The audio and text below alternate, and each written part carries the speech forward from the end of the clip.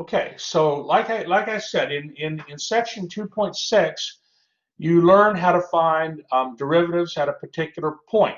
So there, when you computed the derivative, you were finding the slope of a tangent line to a point on a curve, a function.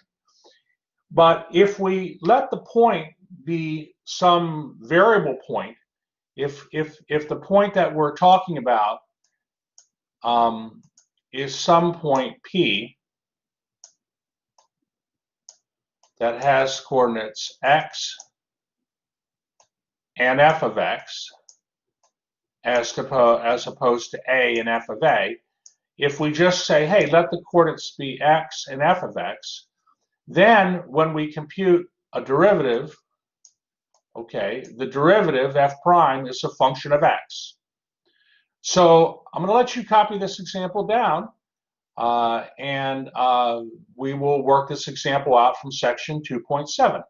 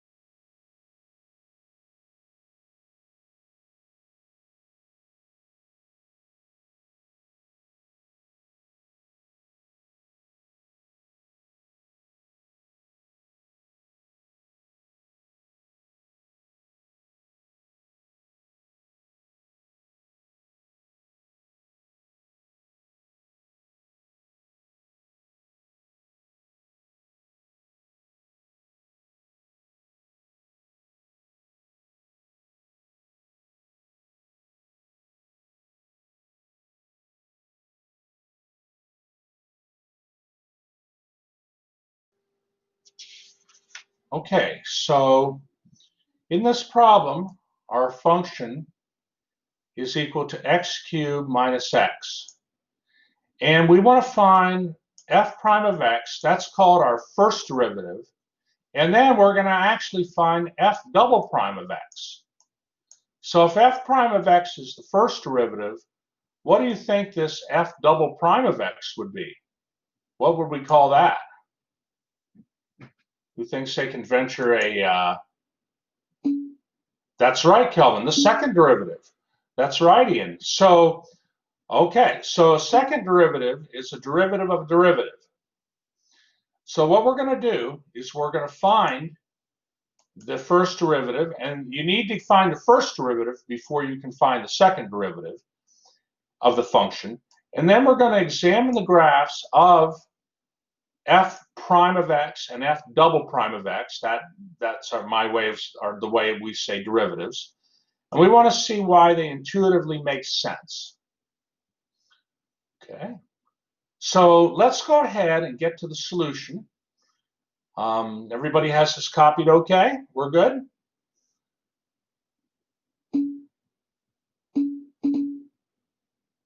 All right, great, great.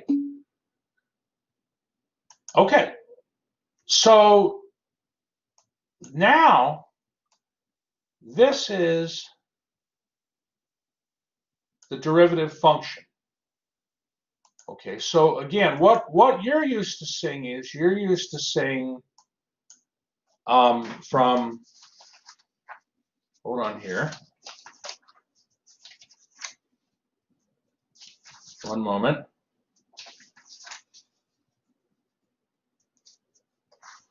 Okay, so from section 2.6, you're used to seeing that f prime of a is the limit as h approaches 0 of f of a plus h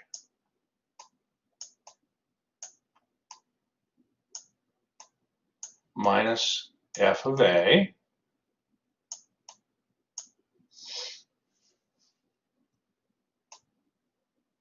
all over h. Okay, let me just see here, hold on.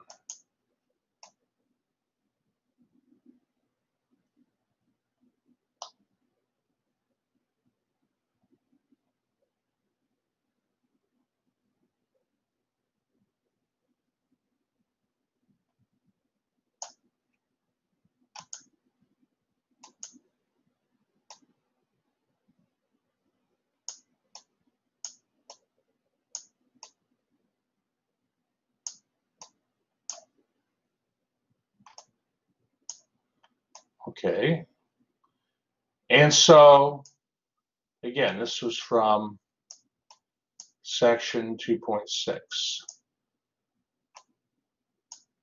But now what we're doing is, instead of letting a be a fixed number, instead of finding the derivative at a fixed value of x, which is what a is, now we're finding the derivative for any x. And so this is the natural definition. If you're comfortable with the definition from section 2.6, this one here, you should be then comfortable that it follows that this would be the general definition for the derivative right here. And the process is the same as you've learned. You have to write down what f of x plus h is, and then subtract f of x and divide it by h. Okay? And naturally, you have to work your algebra out carefully, but by doing that, you will get to find out what the derivative is. And you know, of course, for your exam, for problems from section 2.6, the exam will be focused probably, well, I have most of it done, but like chapter 2, right, is the new material. So big focus is on chapter 2. And when you compute derivatives, now the exam will not cover sections 2.7 and 2.8. Those are the new sections. But section 2.6, you found derivatives. And of course, you need to show this work, these steps, right? Of course, this kind of thing needs to be shown. So it's just a matter of doing algebra. X plus h cubed, there's a formula for taking the cube of a sum. How many have seen the formula maybe before somewhere? Yeah, there's a special formula for the cube of a sum or a cube of a difference. I don't know if you've seen that, but I can honestly, I never remember it. And so what I do is I just say, okay, well, x plus h cubed is x plus h times x plus h times x plus h. And then x plus h times x plus h is x squared plus 2xh plus h squared, and then I'm going to multiply that by x plus h. So of course I'll distribute the x through and the h through, and then I get down to here. Okay, take a moment, copy it down.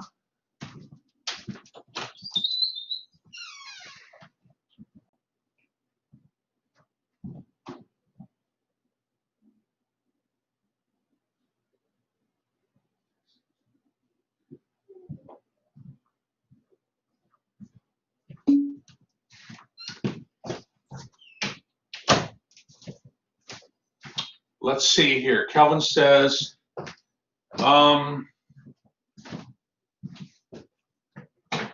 think, let's see. For what, Kelvin? Negative 3x squared minus 1. Oh, you mean you think there's an error here? I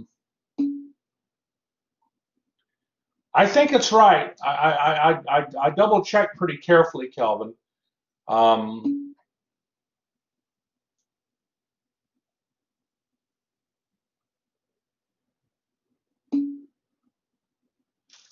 on here. All right, one moment here. Kelvin, can you point out the area? Well, the function,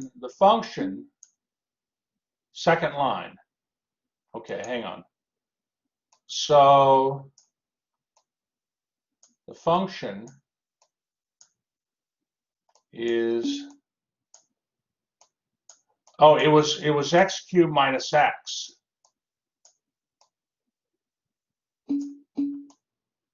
Yeah, okay, very good. All right, are there any other good questions up to here?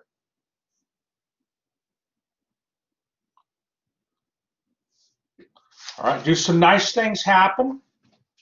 Do some nice things happen here? Yes, and you know if you're doing it right, nice things are going to happen. You're going to get some cancellation. What cancels here in this part of the problem? X cubed, yep, x cubed and negative x cubed, they cancel. Negative x and x cancels, yep, that's right. Okay. All right, so we can do that. And are there any like terms that we can combine?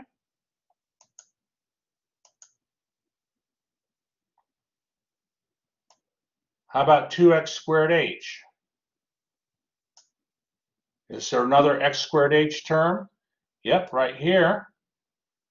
We can combine those two terms.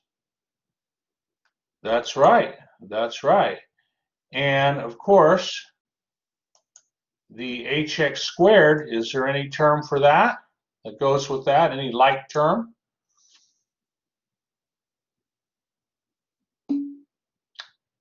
Indeed there is.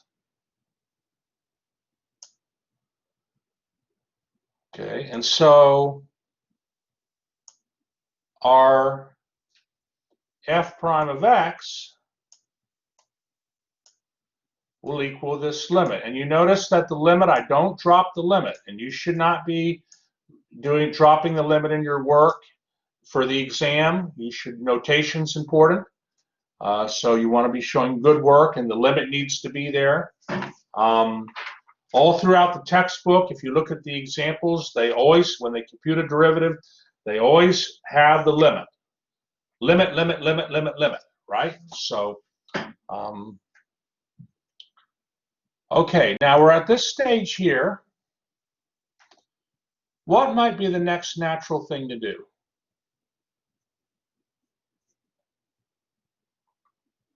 We have the limit as h goes to 0 of 3x squared h plus 3xh squared plus h cubed minus h over h. Well, but before we find the derivative, let's simplify this. I don't know. I mean, my answer is going to be a function of x. And I have h's in here, and I have to let h go to 0. So let's simplify the h out. Let's divide h into each of these four terms. And if we do that, we're going to get the limit as h goes to 0 of 3x squared plus 3xh plus h squared minus 1. And as we let h goes to 0, no problem. If we let h goes to 0, we're going to get 3x squared minus 1. So we've used the definition of what a derivative is. We've used the definition of a derivative. It's the limit as h goes to 0 of the quotient f of x plus h minus f of x all divided by h. That limit then is going to be equal to 3x squared minus 1. Okay, are there any questions on that?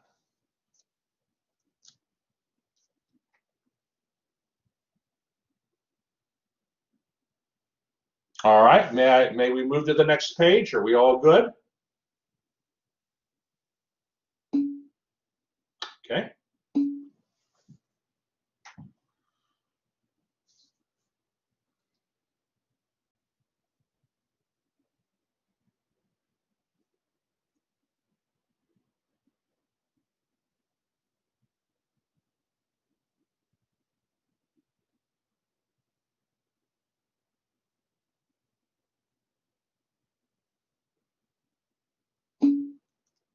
All right, you're welcome. Well, now we're going to try to find the second derivative. Okay, we're going to find the second derivative. And for that, yes, Nicholas, in section 2.7, no, in 2.7, you will be using x. Again, that's a good question. And look, watch this. Good question. Here, this here, f double prime of x is the second derivative, and that equals the limit as h goes to 0 of f prime of x plus h minus f prime of x over h. Because you're taking the derivative, you're taking f double prime of x is the derivative of the first derivative. It's the derivative of the first derivative. That's what f double prime of x is. Okay, that's what that is. The book has it like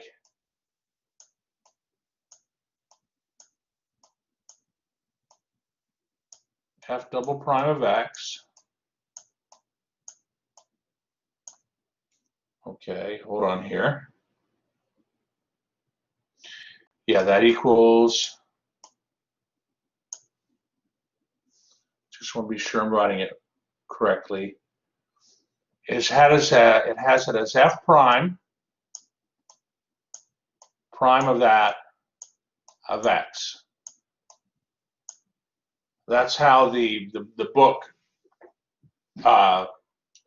basically the second derivative is the derivative. The second derivative is the derivative. I want to say this the right way. I mean, this absolutely makes sense. The second derivative here is the derivative of the first derivative. So the first derivative is your function. It's the function you're working with.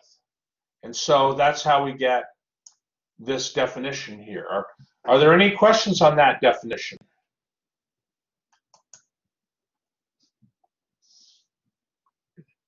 To me, it seems rather natural that the second derivative would be the limit as of the quotient f prime of x plus h minus f prime of x over h.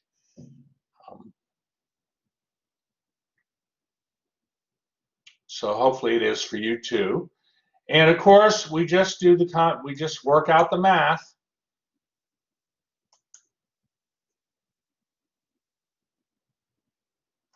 We know if we do the math right, we're gonna be able to compute that limit.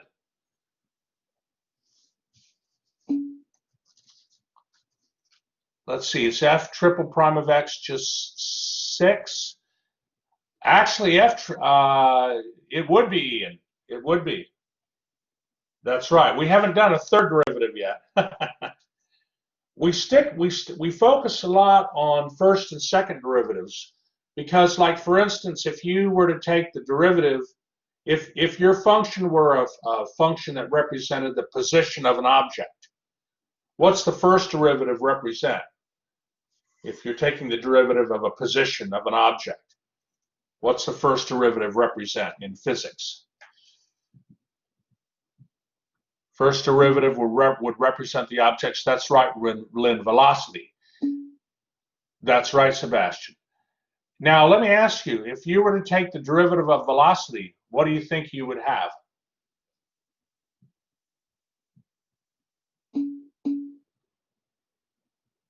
It's an A word. Acceleration. That's right, Paul. Good efforts, everybody. Acceleration. The derivative of velocity is acceleration. So the second derivative of position, well, the first derivative of position is velocity, but the second derivative of position is acceleration. And so we spend a lot of attention on the first and second derivatives. The third derivative is something different, but we won't worry about that just now. All right, so are there any questions on the math you're seeing here? This was actually easier to do than the previous one. The algebra was easier.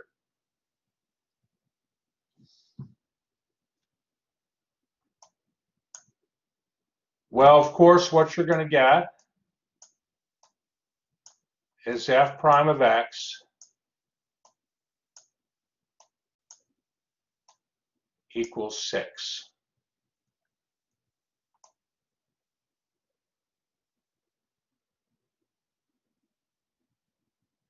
And actually, Ian noticed that if we were to do the third derivative, we would get 6. So what Ian's noticing is that there's a pattern to these derivatives. He's sort of thinking in his mind, could there be a formula to find these derivatives eventually? And the answer is yes. And that's what we'll be getting into with chapter 3. You know, on but now we're focused on chapter 2, and the derivative problems, you know, in chapter, like on the exam that you're going to be working on, are going to be, you know, you need to use the limit definition to and work out the limit to get the derivative. Okay. So on the exam, you have to stick with the problems, the techniques that you learned in the course from our textbook. A section 2.6 problem needs to be done the way section 2.6 problems are done, you know, in the book, and so forth. So, but very good, Ian, very good. Okay, are there any questions? Are there any questions so far? Are we ready to move to the next page?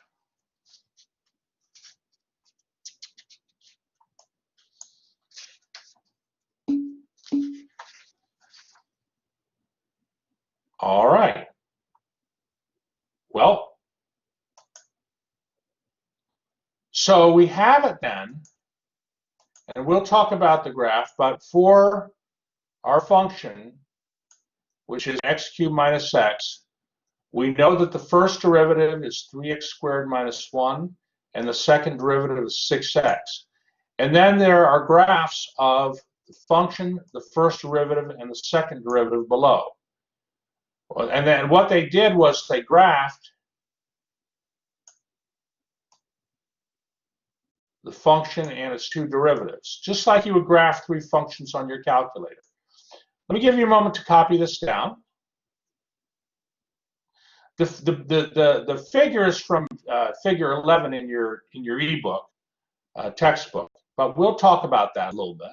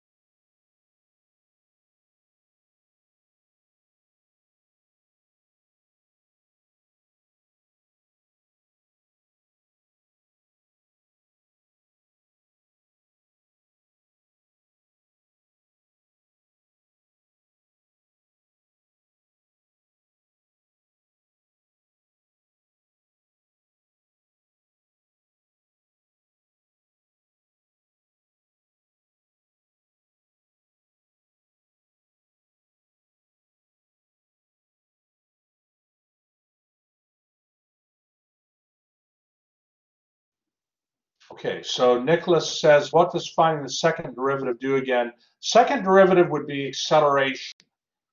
So of course these are just functions, but like if your f of x function were a position of an object, okay, you know, we had a problem last week where we had a position function for tossing an object up on the moon, and it followed a parabolic, you know, path down to the ground. So if f of x were a position function for an object, you know, x feet from you know, just x feet on the ground, f prime of x would be the velocity, and f double prime of x would be the acceleration. But normally, what we do for those kind of problems is, you know, we have s of t is position, because t is time, you know. I want to be careful here. Actually, when I said x before, f of x, it would be x would actually have to be time, right? So not feet. So you got s of t, v of t, and a of t. And actually, hold on here. This is not related to the graph, but in terms of applications, velocity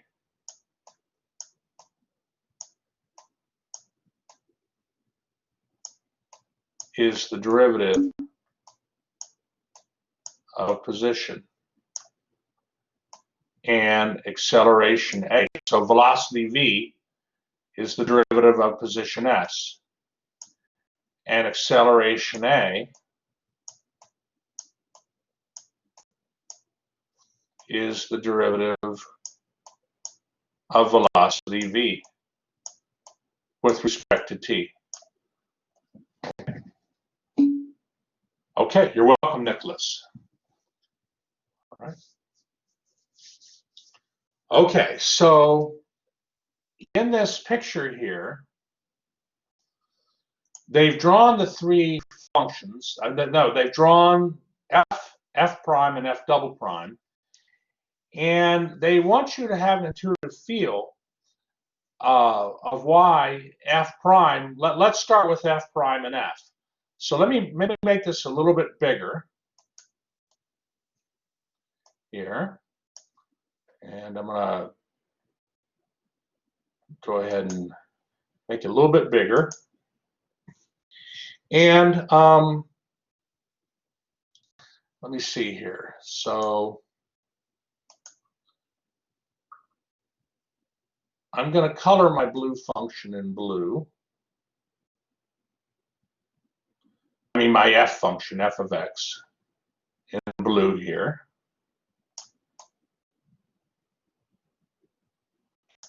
Getting better with this mouse. Some professors, of course, don't like it, but you know, if you practice with it enough, you can get reasonable with it. Okay, there's my action, and what I'm going to do here is I'm going to put a little point right here.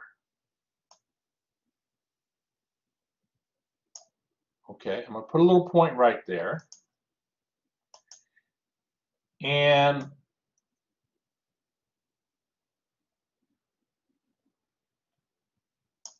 what did I just draw there? What did I just draw there? A tangent line. That's right, Ian. That's right, Lynn. Now, the slope of that tangent line, is that positive or negative? That's right, Rodrigo. Positive or negative? Positive. Thank you, everybody. So now you notice that if we look at the f prime function here, okay, here's the, I want to be careful, maybe I'll put it in yellow.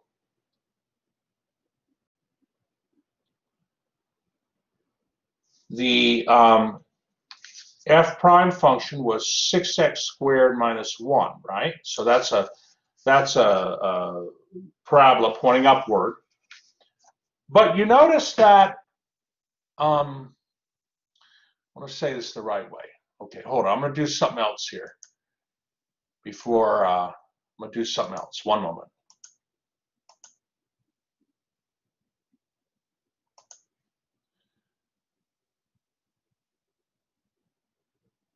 Okay, I'm going to put another point right here. And right there, I'm going to draw another tangent line. Could you tell me what the slope of this second tangent line is, this horizontal tangent line? What's the slope equal to?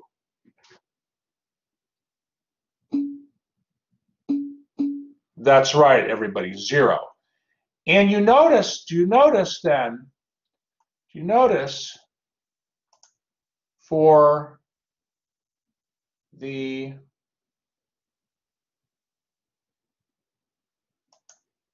first derivative,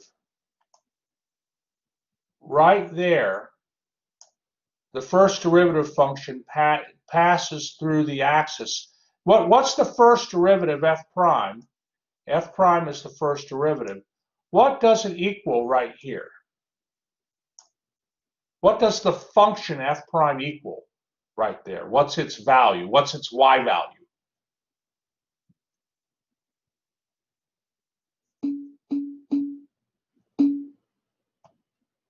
Well, so what I'm doing is I'm choosing an x value, like when I drew the tangent, the horizontal tangent line on the function f. I did it for a certain x value, and you said the slope of the tangent line at that x value, maybe it's like maybe like, you know, a little less than -1, maybe like -1.1. Well, I got to be a little careful here. It might be. I mean, I can tell you what it is. That point there. Maybe I can be even a little more. Let's see. Hold on. Hold on.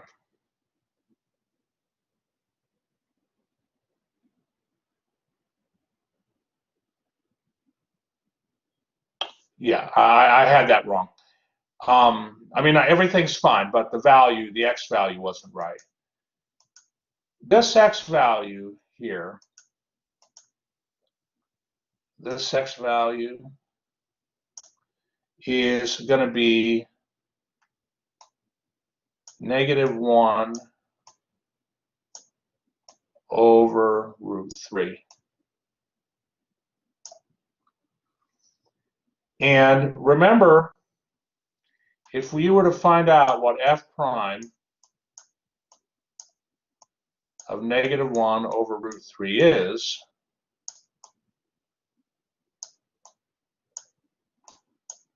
well, the derivative is 3 times x squared minus 1. So that would be 3 times -1 over √3 quantity squared minus 1.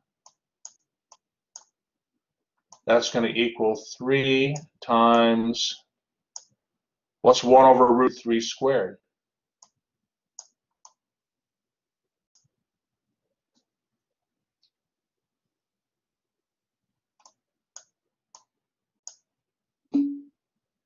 -1/3. That's right, Trevor.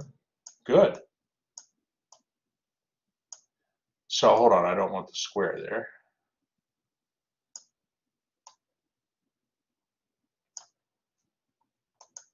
Hold on, here's how I'll erase it. How about that, huh?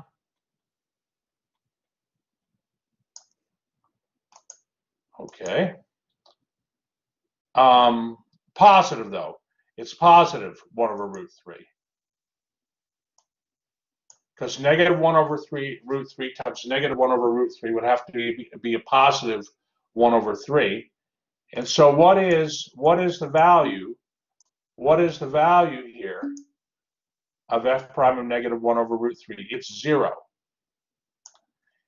And so you notice when x is negative 1 over root 3, the derivative function, the yellow derivative function, equals 0. But for the original function, what's the slope of the tangent line at negative 1 over root 3? What's the slope of that tangent line? 0. You see?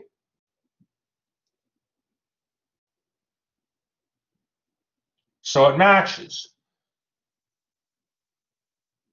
Let me pick another tangent. Let me draw another tangent line here. Hold on.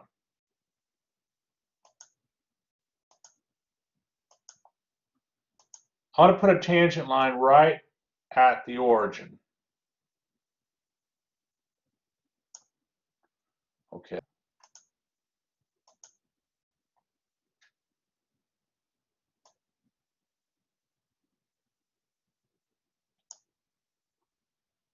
What's the slope of that tangent line to the function, to the blue function f at 0? Is the slope positive or negative?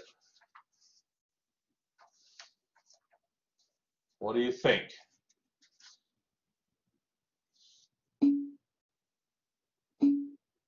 The function is passing through the origin, but what I'm doing is I'm drawing a tangent line to the function at the origin. And I'm asking that tangent line, what is its slope? Is it positive or negative? It's negative. Well, now, okay, look at the derivative here. What I'm doing is at the origin, I'm also, hold on here, at the origin, when x is 0, the value of the derivative is this purple point right here. Is f prime at the purple point, is the first derivative positive or negative? We don't know its value. We could figure out its value. As a matter of fact, its value, if we were to compute the what is the value right here? Negative 1. F prime of 0 is going to equal negative 1, because that's 3 times 0 squared minus 1. So this in fact here is the y value is negative 1. But what I'm trying to do is graphically show you how you could draw a derivative function based on just the function itself. Okay. Here's another point on the function. I'm going to draw, well, hold on here. I have to do it right.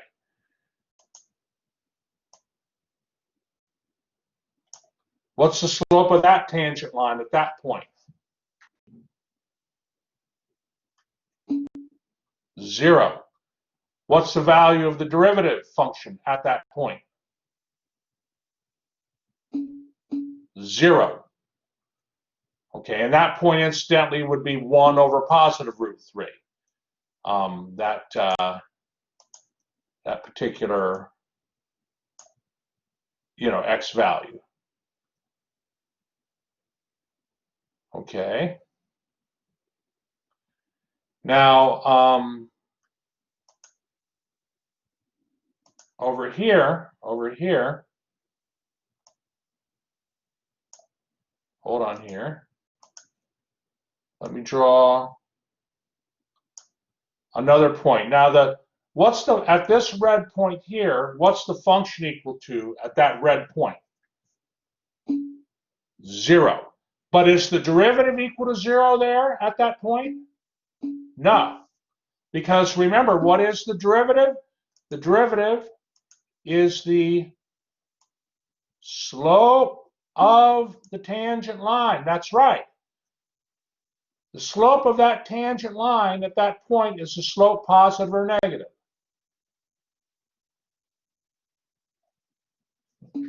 Slope is positive. And you notice that the first derivative goes up. It increases a lot because the slope's going to be very, very positive. It might be positive 6 or something. I don't know. I mean, I'm just guessing. But the point is, the derivative function increases when the slopes of the tangent line to the original function are increasing. Okay. Shako, does that make sense? I'm still learning. I don't know what PO means. That means yes. Okay. Okay. All right. And you see, so basically the idea is that when you get done with section 2.7, basically you're going to have exercises and they're multiple choice. So you have limited attempts, but they'll draw a graph of a function f, and they'll say, okay, of these other two functions, which is the first derivative, which is the second derivative? And the way you can determine what the first derivative function looks like is by picking different points, different x values for the function, drawing tangent lines, and looking at the slopes. And the values of the slopes would be the same as the values of the derivative function.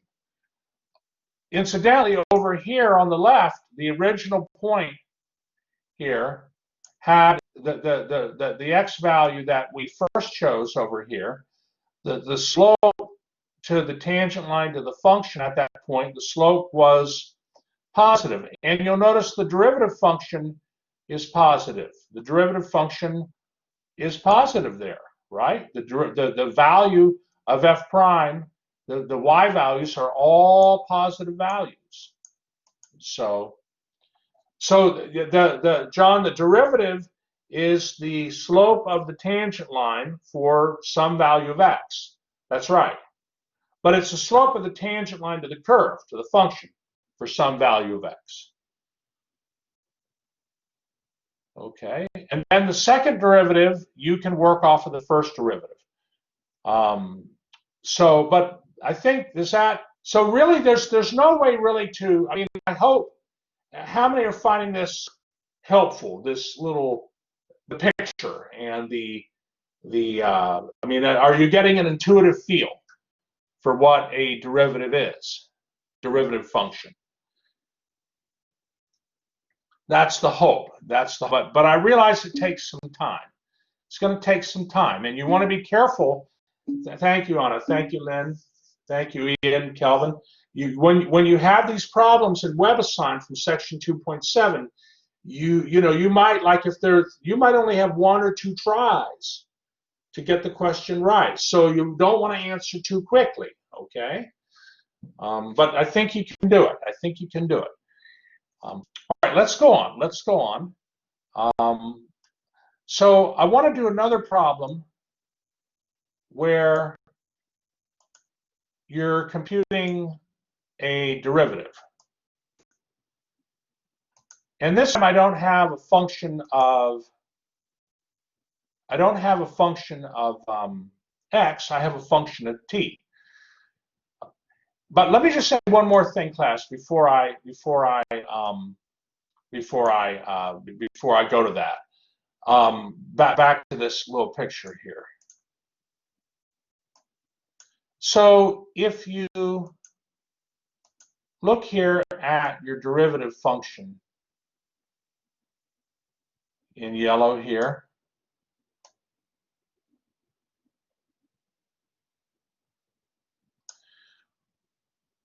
So when the derivative is positive, and I'm going to circle here the parts of the derivative function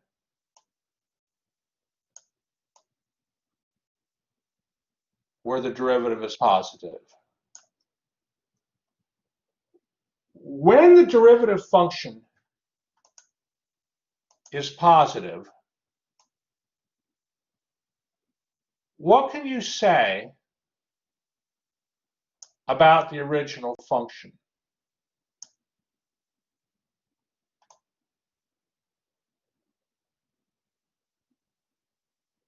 Actually, what I should have done, hold on. I should have done this.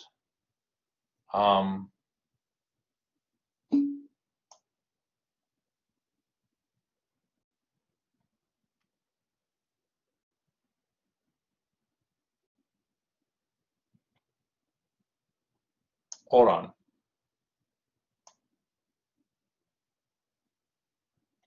So what I'm doing is I'm just shading in blue the function where the, so like the, hold on here.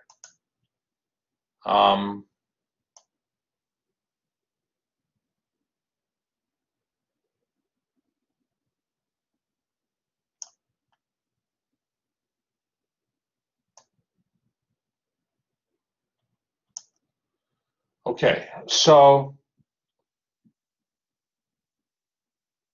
like to the right here, to the right. Now I'm focused here. I want to be careful here. I want to make, hold on, rectangle.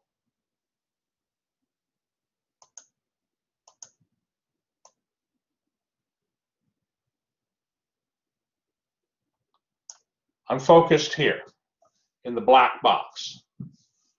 And in the black box, what's the function f doing in that black box there, where I've zoomed in on the function? The blue function f, it is growing, it's increasing. And that's right. And when the function is increasing, what can you say about the first derivative? What can you say about the value of the first derivative, wherever the function is increasing? The value of the first derivative is, that's right, John, is positive. Is positive. So that's right, Trevor. Good. So, you know, e increasing slower, we're not worried about that, but when the function f is increasing, the first derivative will be positive. If we go over here, okay, and focus on this side of the, and it's not perfect, but I focus on this side. What's the blue function f doing in the box on the left? The blue function f is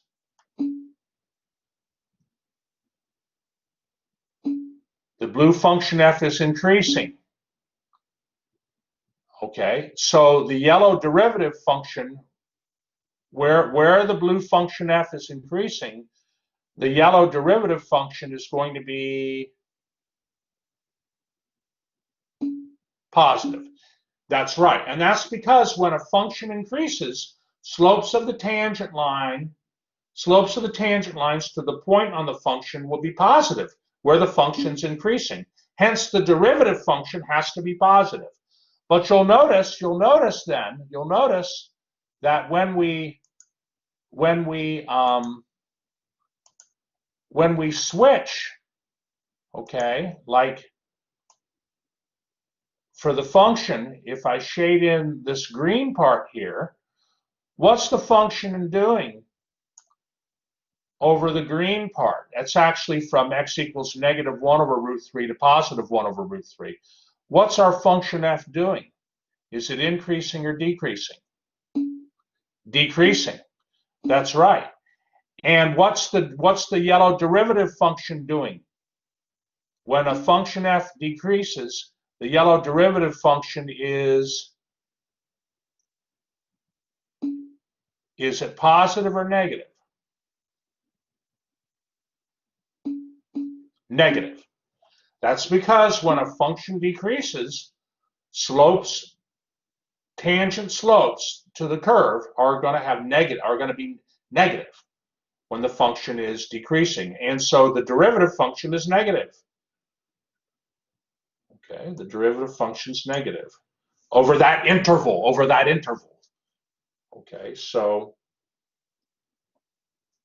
all right. So basically, for this problem, for the interval from negative infinity to 1 over root 3, I'm talking x values, from negative infinity to negative 1 over root 3, the function's increasing, our function f's increasing, and so our derivative f prime is going to be positive there. And then also, when our function for the interval 1 over root 3 to infinity, the function's increasing, and so the derivative would be positive over that interval. However, when x is between negative 1 over root 3 and 1 over root 3, the function's decreasing, and so the derivative is going to be negative over that interval. Okay, so I'll say it again. When x is from over the interval from negative infinity to negative 1 over root 3, our function f's increasing, so our derivative f prime function is positive over that interval. And then also when x goes from 1 over root 3 to infinity, our function f's increasing, so our derivative function f is positive over that interval. But when our function is over the interval from negative 1 over root 3 to positive 1 over root 3, the function's decreasing over that interval, and you'll notice that the derivative is negative over that interval. Yeah. Okay, so, and something else too that we have to talk about, that they'll talk about in the book, and you're going to have to do a little reading, is concavity. So concavity is, as you know, the derivative of the first derivative. That's what concavity is. And if a function goes like this here, in that case, the second derivative is going to be positive. And the reason, no, I got that wrong. In this case, the second derivative is negative. In this case, hold on. Let me fix that.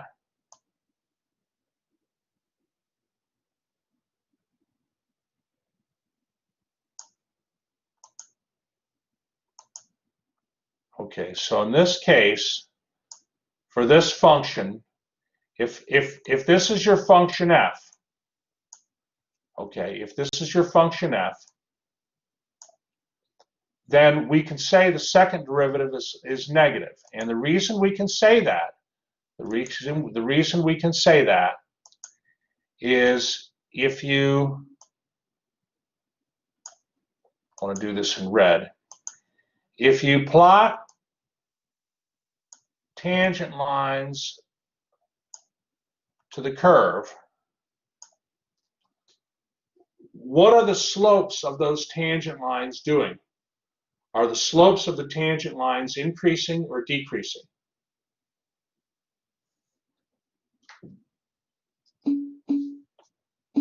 Okay.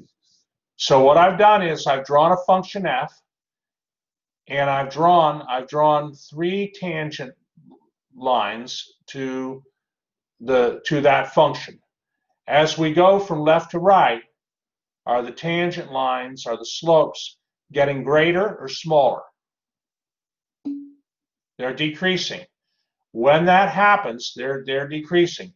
The first tangent line has a very big positive slope. The second tangent line, the slope's less positive, and the third tangent line, the slope's even less positive. When that happens, we say that the second derivative will be negative, and that's called concave down. When that happens, you have a function. Your function f is concave down. Because what happens is the second derivative studies how the tangent lines to the function, the slopes, change as x changes. And if the slopes are decreasing with x, the function's concave down. On the other hand, if you have a function like this, if this is your function f, okay, this is all in the recording, but I think it's important I mention it. And you were to look at some tangent lines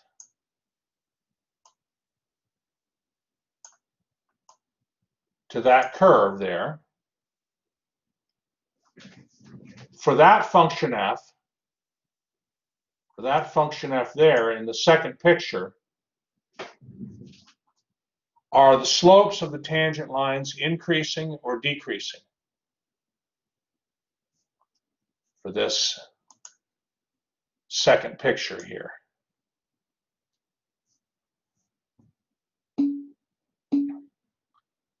So you're thinking they're increasing, right? And you're right. The first tangent line has a very negative slope. The second tangent line here has a less negative slope. And the third tangent line, the slope's even less negative. So in this case then, this would be a situation where the second derivative of x is greater than 0 because the slopes of the tangent lines to the function are increasing with x. So the second derivative is positive, and therefore we would say that our function f is not concave down,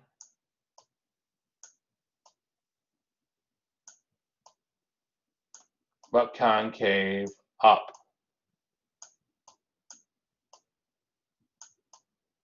That's concave up. So it's like the palm of your hand. The palm of your hand is facing up. Sorry, I had to take care of a mosquito there. Concave up. When the palm of your hand is down, you have concave down. All right.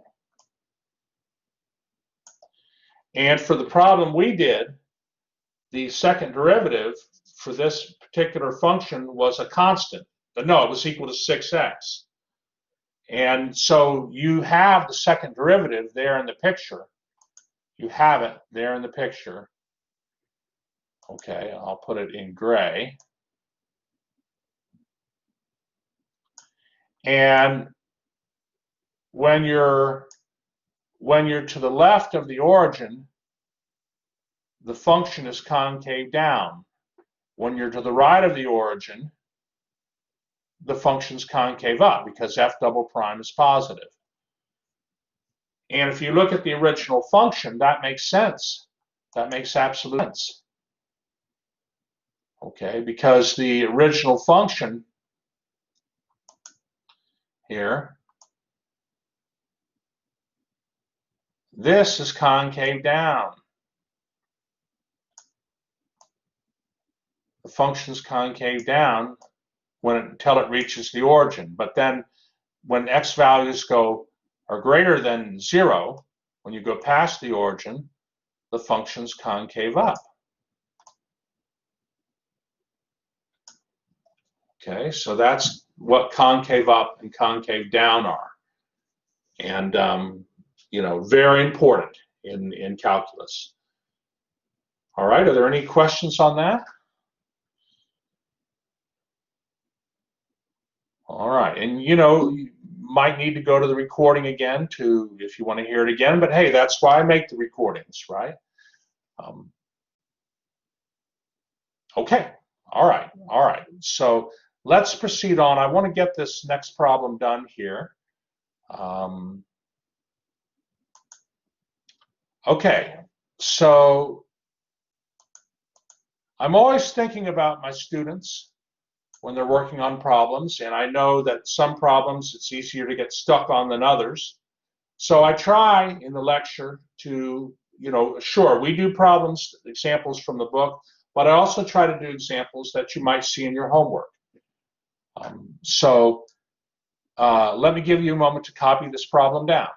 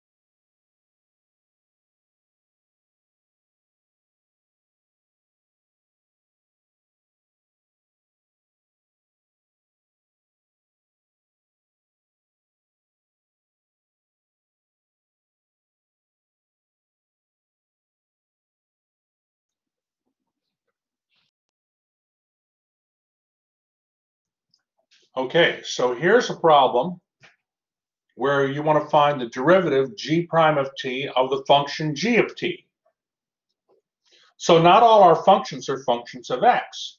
You know, velocity and acceleration, like position, velocity, acceleration, they're functions of time, t. So we have this function g of t equals 1 over the square root of t, and we want to find its derivative, and then we want to state the domain of the function and of its derivative. Now, sometimes the domain of a function and its derivative are the same, but not always. You have to be careful. You have to be careful. So let's go ahead and look at the solution here for this. This is a very common function that you'll see in calculus, 1 over the square root of t. All right, so first of all, we have to start off with the definition, right? So, but I'm going to adapt the definition because I have a function of t. So I'm not going to say g prime of x. I'm going to say g prime of t.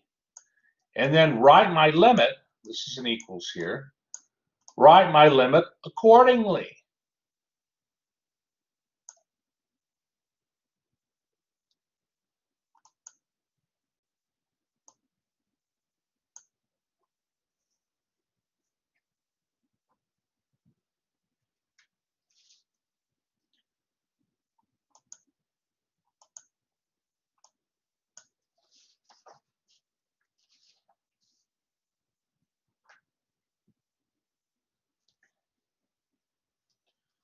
All right, are there any questions up to this step here?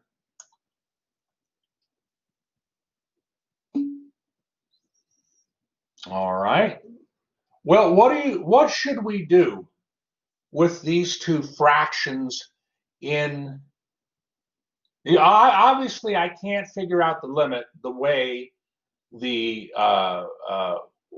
you know, the way the limit is now. I have to manipulate the right side. Common denominator. That's right. That's right, Nicholas. That's right, Zoe. So you know, these problems, if you kind of know what to do next, They're not that hard. And I know that, hey, I got two fractions, the difference of two fractions in the numerator. Let's get a common denominator. Okay, so all right, we'll do that. You know, we know how to get a common denominator. We know the common denominator is going to be square root of t plus h times the square root of t. So I'll multiply the first expression, 1 over the square root of t plus h, by root t over root t. And then the second expression, 1 over root t, I'll multiply that by root t plus h over root t plus h. It's still the same limit because I'm just multiplying the terms by 1. But, you know, I'm just rewriting it.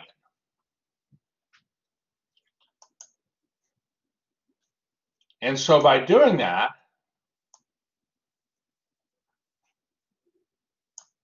I get to this step here for g prime of t.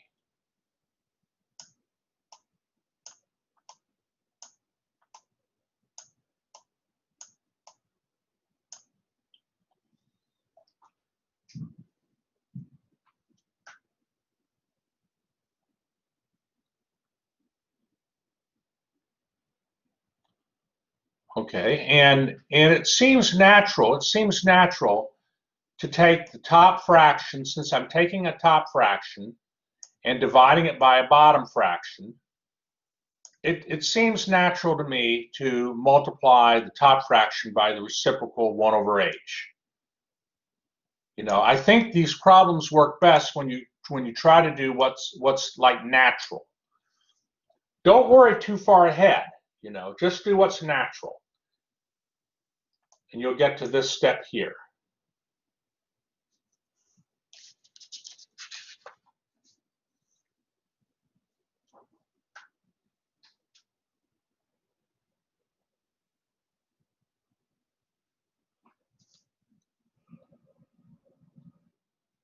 Are there any questions to this last step here before we move on? Oh, why is it h over 1? What I did, John, was I wrote h.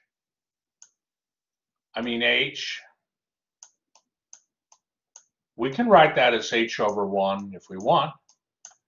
And the reason I do that is because it makes me comfortable when I multiply the numerator by the reciprocal of the denominator. I want to have a fraction in the denominator. So I write h as h over 1. I don't have to do that, but it makes me feel comfortable. All right, good. Are there any other good questions?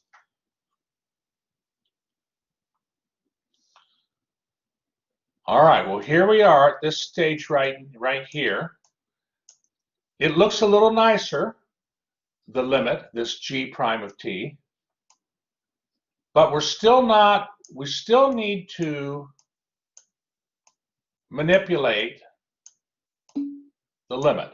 Kelvin's right, a conjugate. So I see a difference of square roots here.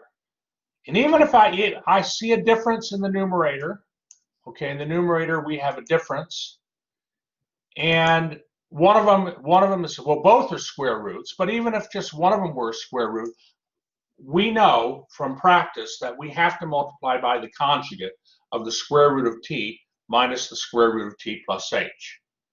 I mean, that's what we have to do, and so we'll do that.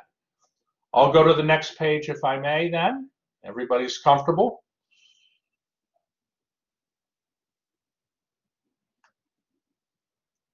Oh, okay. So we'll multiply by the conjugate.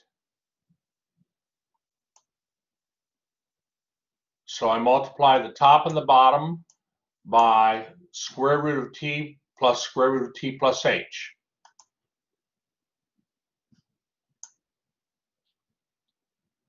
And then, of course, I'm going to use FOIL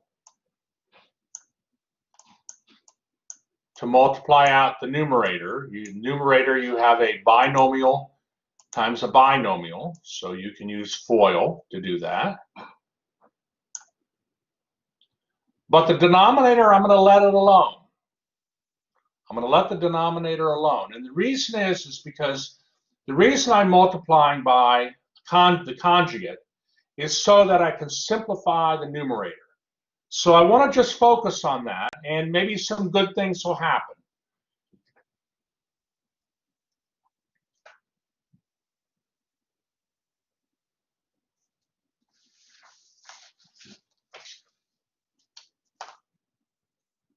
Are there any questions?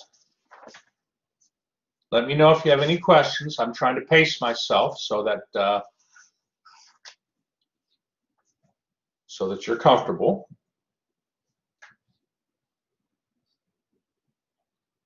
So section 2.7, there's quite a bit in it. Quite a bit in it.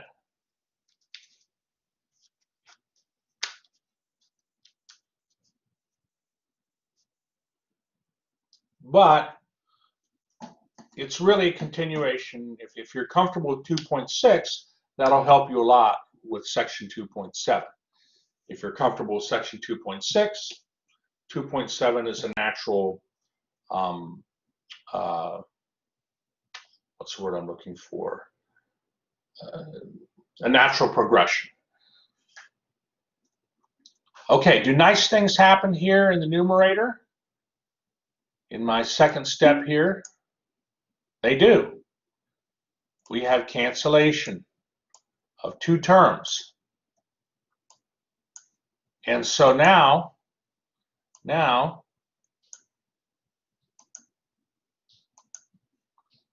well, you got t, but then you're subtracting t minus h. If you subtract t minus h, you're going to get negative t minus h. And so you even have more nice things happening. You have some other cancellations. The t's cancel out. And this leaves you with as g prime of t, g prime of t will be the limit as h approaches 0 of negative h over h times the square root of t times the square root of t plus h, okay, times the square root of t plus square root of t plus h, that quantity.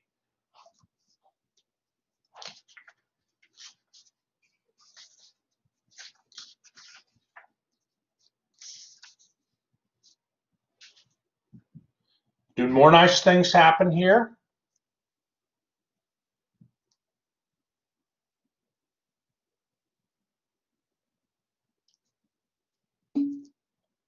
Okay, Nicholas, what happens? What nice thing happens here on this stage here?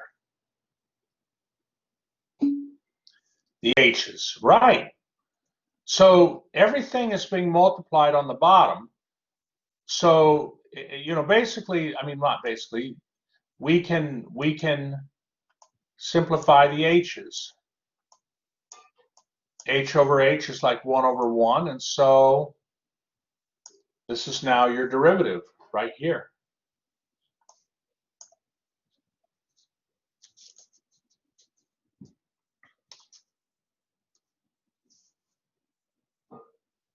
Are we able to take the limit now as h goes to 0? Are we able to take the limit? We are. It's really a quite beautiful problem. If we take the limit as h goes to 0, what's going to happen to the square root of t plus h term? What's that going to go to?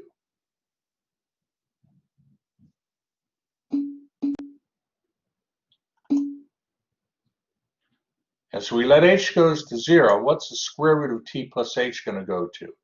Oh, I hope not 0. I hope not t squared.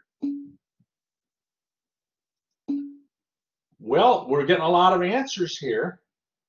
The square root of t plus h as h goes to 0, that's right, Kelvin, goes to t to the half. That's right, Lynn. But thank you, everybody, for your participation.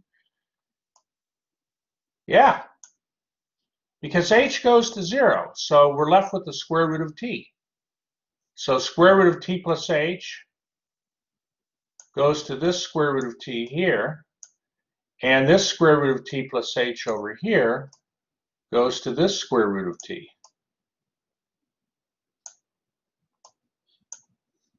How many of you are absolutely glad I'm doing this problem with you?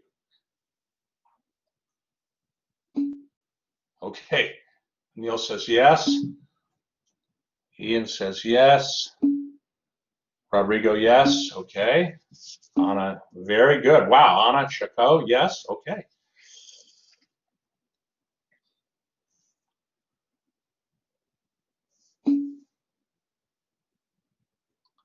Okay, Ian. Had to ask the family for help. Okay. All right. Well, and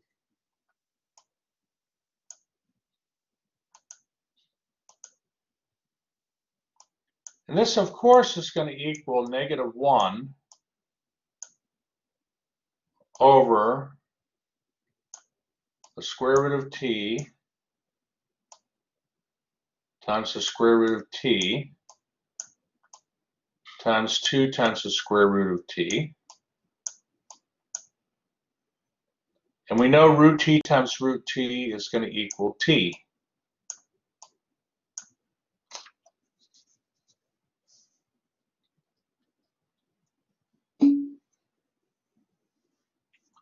That's right, Nicholas. Let me go to the next page. I have this all on the next page. Let me go to the next next page here, if that's okay. I mean, this is what I had said.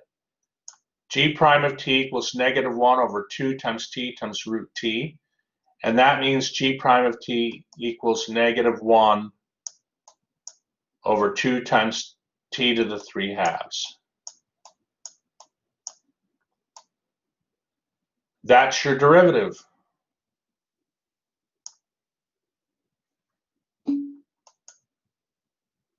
A WebAssign, I personally like this answer here as the derivative, -1 over 2 times t times square root of t. But WebAssign, or I want to, where I got this problem, they actually simplify it to -1 over 2 times t to the 3/2, and it's fine. I actually like that too, because there are going to be patterns that you're going to see. Ian already noticed a pattern from the last example we did, and you're going to see patterns. And once you know patterns of these derivatives, you'll be able to come up with general formulas for the derivatives.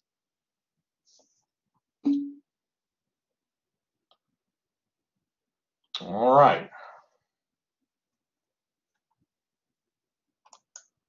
So, okay. Well, in this case, the domain of G and G prime of t are going to be the same.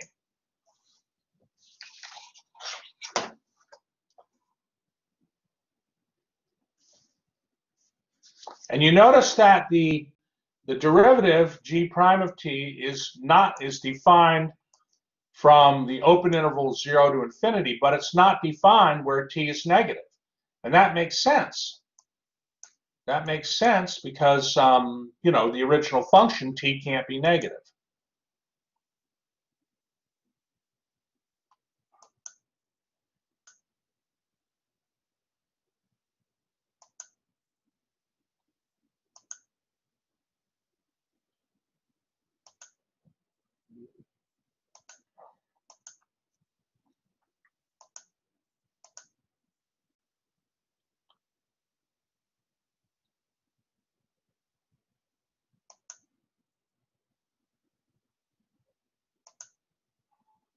So this begs the question then, you know, I mean, in this case, the derivative wasn't defined when t is negative or at 0 because of the restrictions on the function g.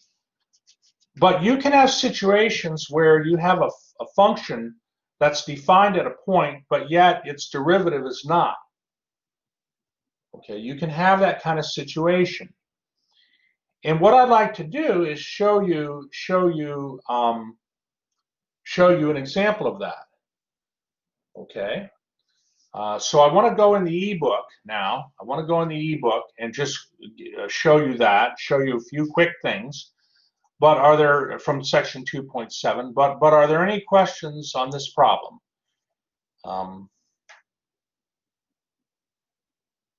2.7 is an extremely important section. This is like as important as when you got your driver's license. How many of you remember the day you got your driver's license? You can't have the square root of a negative number. Kelvin, good question. So remember, Kelvin, the original function, g of t was 1 over the square root of t. But we know that t has to be positive because you can't have a 0 in the denominator.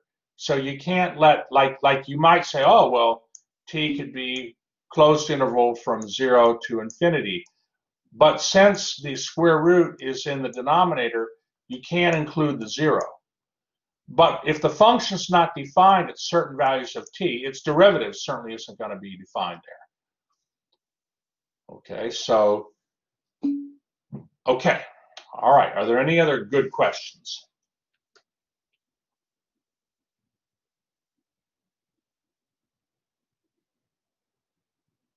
Yeah, so this section 2.7 really, believe it or not, what you're learning, how many remember the day they got the driver's license?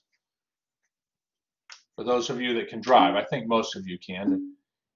Yeah. John didn't remember, but Nicholas did. Well, I hope you think of this day as important as that, okay?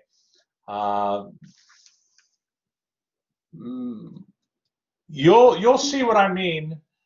Not that, I hope you think of it eventually as important as what you learned today in section 2.7, what you're learning. I hope you'll think of what you're learning as important as when you learn to drive. That's what I'm trying to say. How many are not maybe convinced yet on that? Do we have a few? Do we have a few that are convinced? Or are some of you not convinced? Okay, Ian's skeptical. Nicholas thinks so. Okay.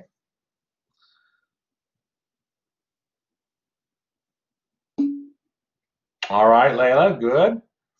Well, knowledge is power, right? And, learning to drive, that's power.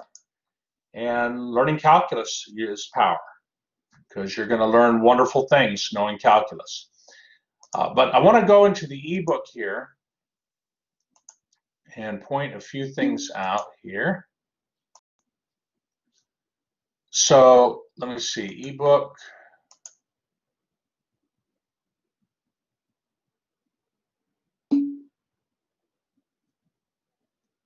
Just see here, one moment. Thank you, Lynn. I appreciate that. Thank you, Layla. I appreciate that. All right. So let me see here. So, right, chapter 2.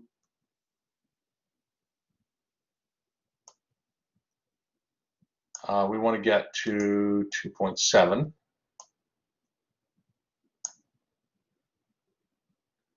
How can a function fail to be differentiable? Differentiable means that the function has a derivative. And let me just see here. There's a very famous example here. This is famous, example 6. They have the absolute value function, and you all know what the absolute value function looks like. Where is the function differentiable? Well, you'll find that the function, actually, hold on here. You'll find that this function is not differentiable at x equals 0. Okay, and that's what they talk about in example 6. But let me see here. Hold on here. One moment. All right.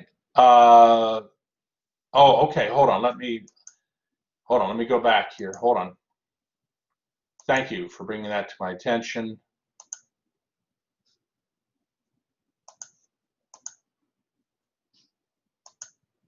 Okay, you're seeing the book okay now, everybody?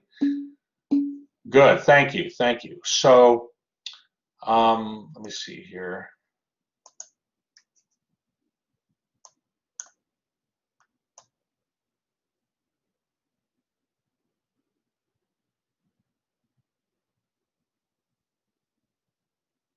Okay, so the absolute value function, as you know, looks like a V.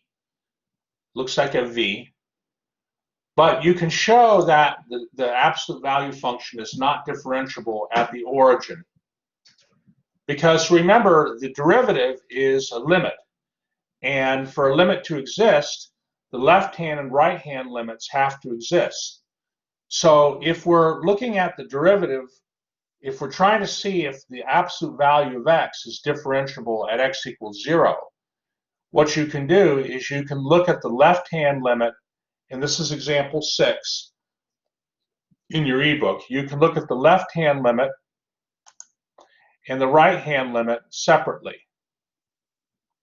Okay, you can look at those limits separately, and that's what they do. And they show that the left-hand limit equals 1, and the right-hand limit, as h goes to 0, equals -1. And there's going to be a problem that'll take you through this in your homework. It's one of those tutorial type problems.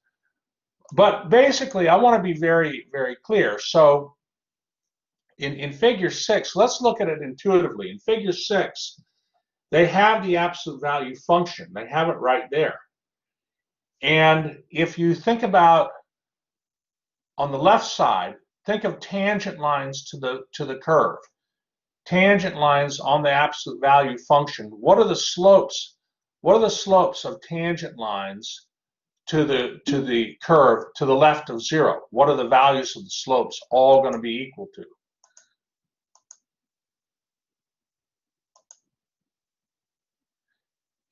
They're going to be to the left of the origin. The absolute value function, the slopes are going to be -1. That's right, Ian and Nicholas. And you can see that in the derivative function that they're showing here.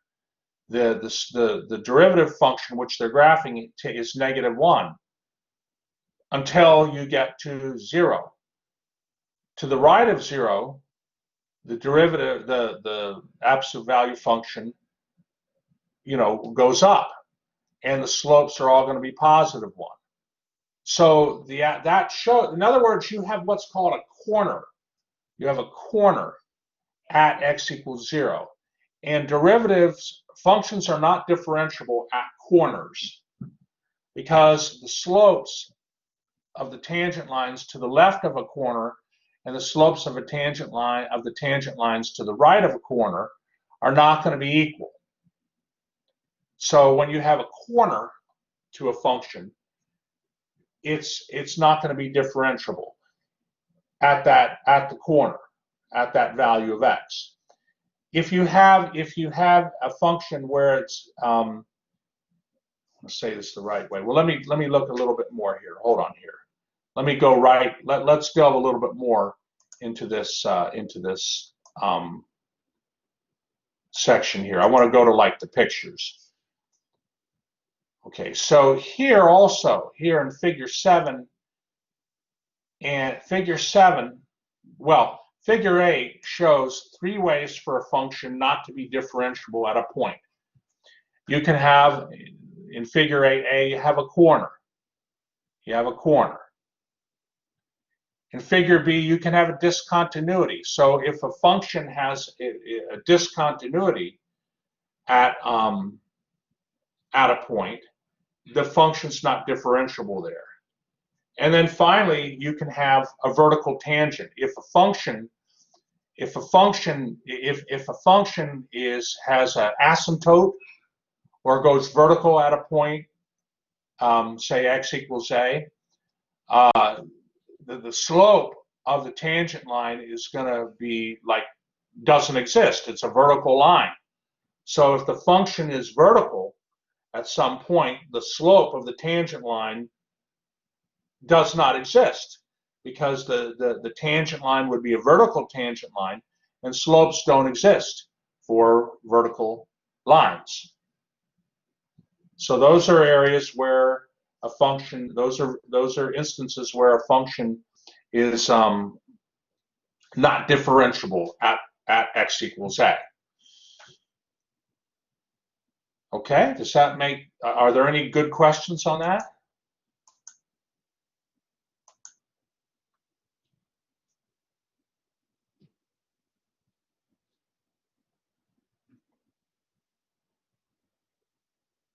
All right, all right. Well, let me stop the recording. We still